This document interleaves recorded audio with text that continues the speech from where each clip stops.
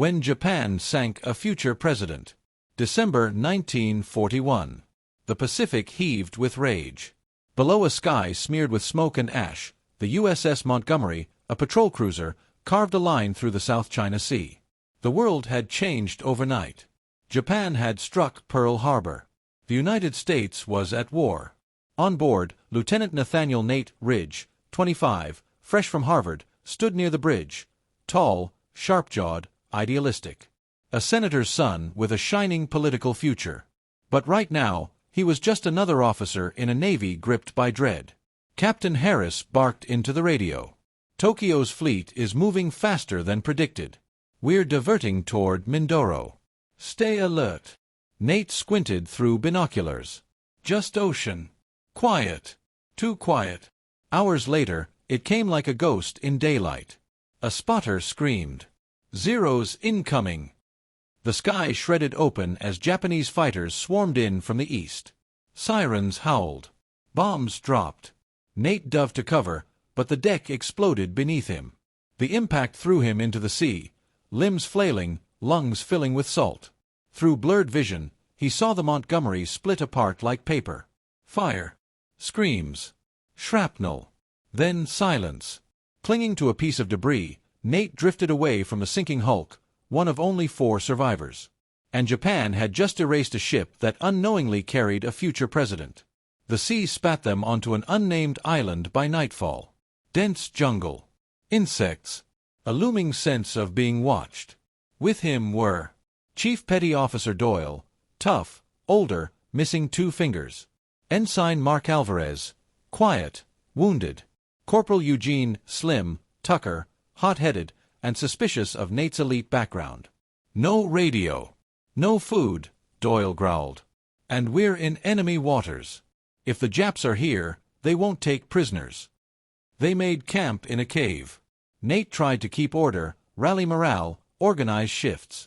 But the others weren't listening. They were scared. Broken. That night, Slim whispered to Alvarez, "He's just a senator's son. He doesn't get it." But he did. And soon they all would. Day 3. While scavenging, they discovered a downed Japanese plane tangled in mangroves. Inside, a half-burned map and a journal. Nate flipped through the pages, slowly translating bits with help from Alvarez, who spoke basic Japanese. The map showed something strange, a Japanese forward base, hidden on the same island. Worse, a list of American naval movements, as if someone had fed the enemy intel. "Someone tipped them off," Nate murmured. "Impossible," Doyle said. Slim narrowed his eyes. "You're the only one here with a daddy in D.C. Tension cracked like thunder. But Nate wasn't rattled. He was thinking, connecting dots. And a terrible possibility formed. That night, Alvarez vanished. No signs of struggle. No blood. Just his boot prints, leading toward the jungle. "He didn't just walk away," Nate said. "He was scared." Doyle cursed. "We're being hunted." Slim snapped. "We sit here, we die." Nate stepped up. "No. We go on the offensive. Recon the island. Find Alvarez. Find that base." No one answered. "You follow me," Nate said, calm but firm. "Or you wait to be picked off like prey." Doyle nodded. Slim didn't. But he followed anyway. They moved through vines and roots like ghosts, armed with makeshift spears and salvaged pistols. Day 5. They found the base. It was underground, built into a ravine, camouflaged with netting and foliage. From a ridge above, Nate saw Alvarez, bound, bruised, alive. Also present, 5 Japanese soldiers. But what stunned him wasn't the enemy. It was the man shaking hands with the Japanese commander. Commander Warren Voss. An American. Nate whispered, stunned, "That's impossible. He died in Manila." "No," Doyle muttered. "He defected." Slim snarled. "Traitor." Nate's mind raced. The journal, the leaked routes, it all made sense now. Voss had been feeding Japan high-value targets. He sank the Montgomery on purpose. Nate clenched his jaw. "We end it tonight." They waited until midnight. Then chaos. A firebomb tossed into the mess tent. Gunshots. Screams. Nate surged in, dodging bullets, and tackled Voss. They rolled into mud, fists flying. Voss sneered. "You're just another puppet. You have no idea what's coming." Nate jammed a knife into his shoulder. "I know what betrayal smells like." Slim dragged Alvarez out. Doyle laid down suppressive fire. By dawn, the base was in ruins. 4 Japanese dead. 1 escaped into the jungle. Voss was barely alive. Nate bound him with wire. "We bring him in," Nate said. "He tells Washington everything." 2 days later, a U.S. scout plane spotted their smoke signal.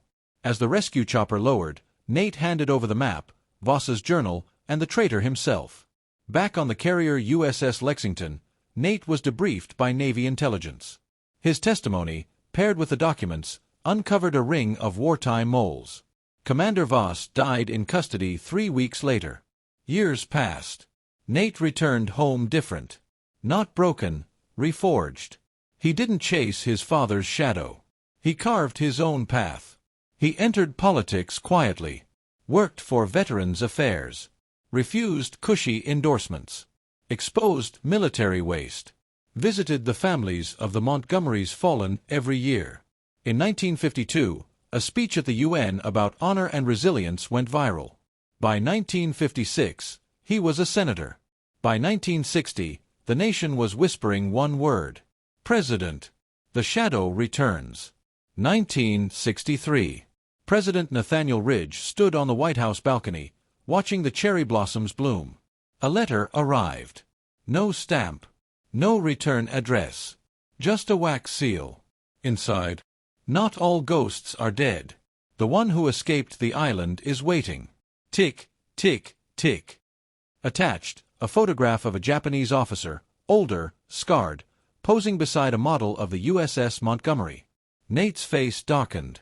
He turned to his security chief. "Double the detail. And send word to Langley." "Sir, who is he?" Nate looked back at the letter. "The last enemy who knew what I became. And the only one who wants to unmake it." That night, Nate sat by the fireplace in the Oval Office, flipping through a worn notebook. It was Alvarez's journal. Saved from the island. He reread the final line, smudged by blood and rain. "If we die here, let someone live well enough to make it matter." Nate closed the book. He didn't just survive. He became the reason others could. Let me know if you'd like this adapted into a screenplay, turned into a longer novella, or if you'd like an alternate version with a twist ending.